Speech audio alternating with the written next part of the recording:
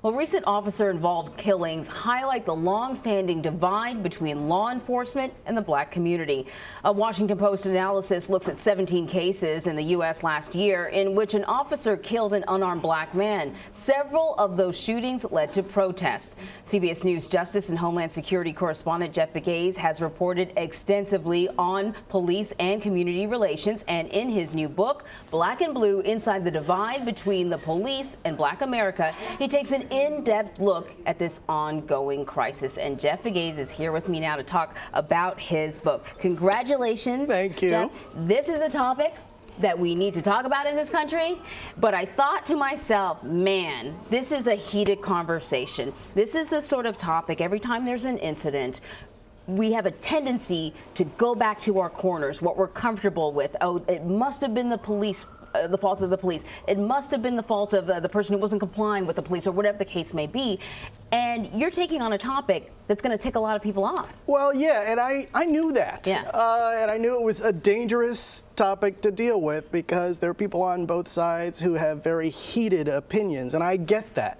But the reason why I did it is because of that.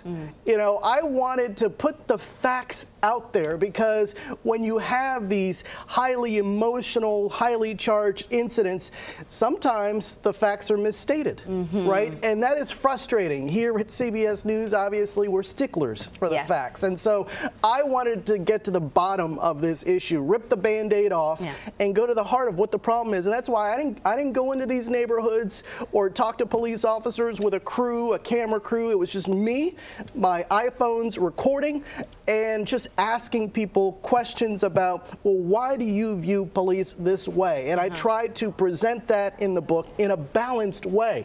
You know, it is unfair to paint all police officers as bad. 99.9% of them are doing the things the right way. There are some bad apples.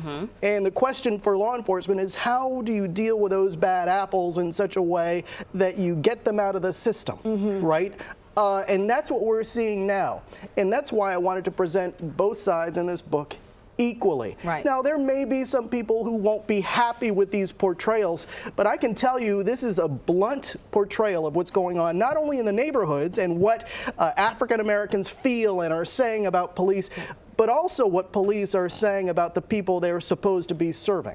Yes, and that is a complicated story there's a lot of history there. Yes. But, you know, you talked about trying to get to the truth, and part of getting to the truth is looking at some hard numbers, and you draw on some statistics. But you know the line about statistics. There are three types of lies: lies, damn lies, and statistics. Tell me what story the numbers tell, and what story they don't tell. Well, I think it's fair to say, and this is a fact, America is safer than it's ever been before, despite what you hear.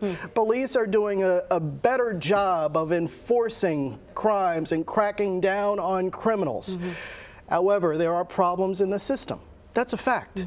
And there are police chiefs across this country who will acknowledge that and who are working to enact reforms, body cameras, more transparency, penalizing police officers who are doing things the wrong way, increasing training.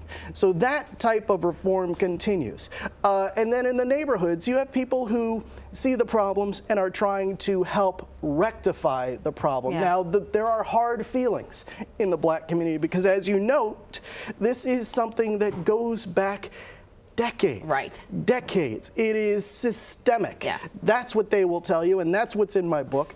And so there are people who acknowledge, well, we feel like they treat us like livestock. We feel like they don't respect us, so why should we respect them? So I wanted to make sure to present both sides so that the next time one of these sad incidents pops up, people are armed with information that's accurate, because until you deal with the problem, it's like therapy, right? Unless you admit the problem, you can't fix the problem. Got to talk it out. You have to talk it out. And so this was my way of talking it out in a balanced way. And you see that Charles Ramsey, the former police commissioner in Philadelphia, police chief in D.C., wrote the foreword for the book. I have a lot of interviews with police officials and rank and file police officers speaking to their concerns.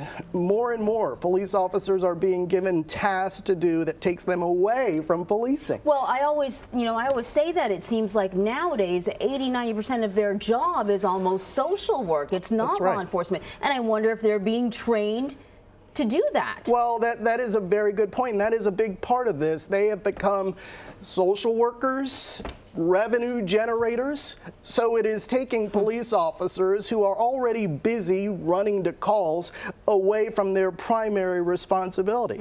You know, let's talk about the ticket writing. When we saw with Ferguson, part of the problem was police officers were being tasked with writing tickets, raising revenue for these cities. Part of the reason is politicians didn't want to raise taxes, so what did they do? They asked police officers to write more tickets. That's a problem.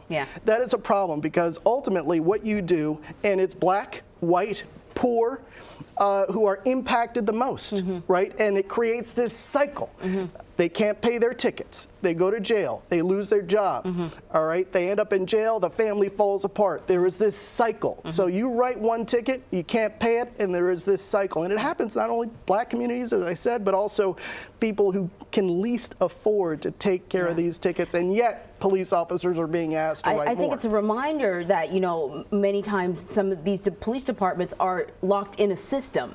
They're not sort of independently working. There's a system that's kind of pushing them towards certain activities and certain behaviors. Let me ask you a question, though.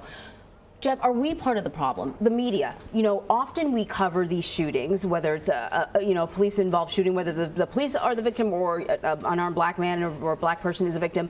We do not cover the good stuff. Right?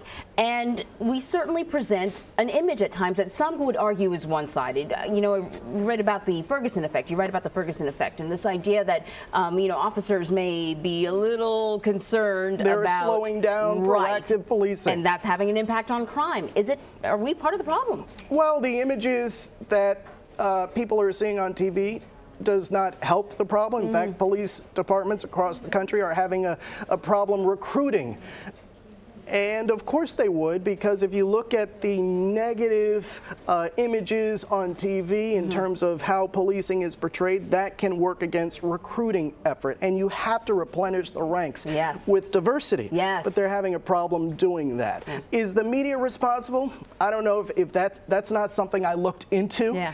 But what I know is that there is fear on both sides. And I do think that part of the images that people see on TV contributes to that fear on both sides. You have police officers who are afraid of how African Americans that they're stopping might perceive them. In fact, in Westport, Connecticut, and this was interesting, I think, this is a wealthier community, Westport, Connecticut. People think that these problems between black and blue are isolated to predominantly black communities. Well, that's not true, because what these police officers are seeing on TV translates into what's happening on the ground in places like Westport, Connecticut, Greenwich, Connecticut. They are more reluctant, as I found out in the book, to stop people of color. Why? Because they don't want to be accused of being racial racist profiling or racial profiling. So what we're seeing in some of these big cities, in this division between black and blue, is now waving out to other communities and wealthier communities where you might not expect to see it. Very fascinating stuff.